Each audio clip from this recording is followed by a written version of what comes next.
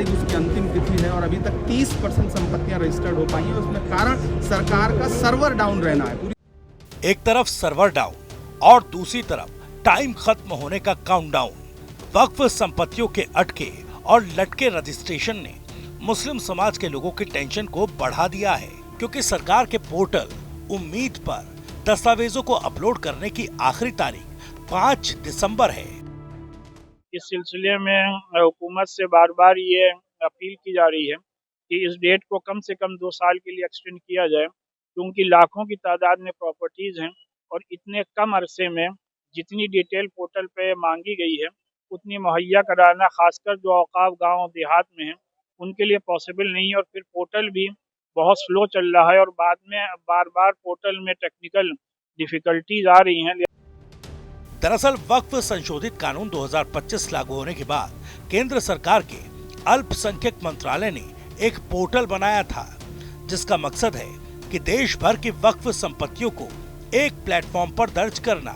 इसी पोर्टल के जरिए वक्फ की संपत्तियों का रजिस्ट्रेशन करना, वक्फ की संपत्तियों का पूरा लेखा जोखा, लीजिंग, ऑडिट और रेवेन्यू की ट्रैकिंग होगी, ताकि वक्फ बोर्ड और सरकारी एजेंसियों समेत सभी स्टेक होल्डर्स को सही जानकारी मिल सके। कोई भी आम आदमी वक्फ की संपत्तियों से जुड़ी कोई जानकारी हासिल कर सके। लेकिन अब कई दिनों से ये उम्मीद इसलिए टूटती दिख रही है क्योंकि वक्फ के उम्मीद पोर्टल का सर्वर ही काम नहीं कर रहा और इन हालात में केवल 30% रजिस्ट्रेशन ही हो पाए हैं, यानी करीब 70% काम बाकी है।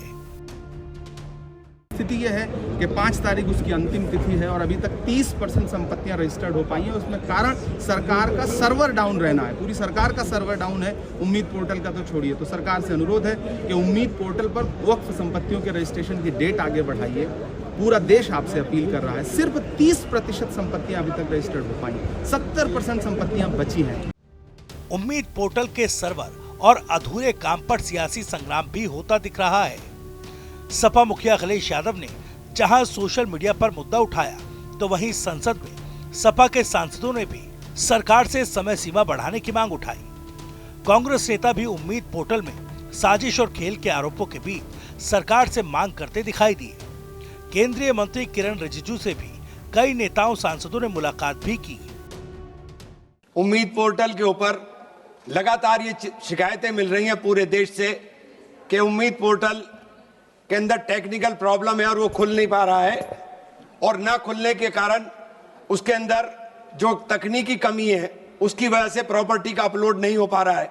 मैडम, पूरा का पूरा देश का मुसलमान इस बात को लेकर के परेशान है और आपके माध्यम से मैं केवल एक डिमांड करना चाहता हूं कि इसका समय सीमा बढ़ा दी जाए। वक्फ अमेंडमेंट बिल जेपीसी कमेटी बनाई थी, जिसमें हमारी पार्टी ने पहले ही कहा था कि सरकार की नीयत और नीति दोनों ही सही नहीं है। 6 महीने का टाइम मिला उम्मीद पोर्टल पे, 30% ओनली वक्फ जायदादों का, मदरसों का, मस्जिदों, कब्रिस्तानों का रजिस्ट्रेशन हुआ है। उस पर भी सर्वर डाउन चल रहा है और वो डेट खत्म हो गई है। 70% वक्फ जायदादों का रजिस्ट्रेशन नहीं हुआ है। ऐसा लगता है कि आर्टिकल 25 और 26 को खत्म कर दिया गया है और मुसलमानों की जिंदगी हमारे प्यारे वतन में ही तंग कर दी गई है।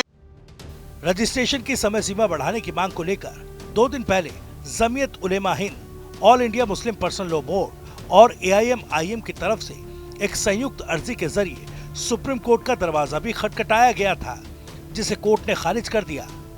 सुप्रीम कोर्ट ने कहा कि वक्फ की संपत्ति को पोर्टल पर अपलोड करने की तारीख नहीं बढ़ाई जा सकती। याचिकाकर्ता चाहें वक्फ ट्रिब्यूनल का रुख कर सकते हैं।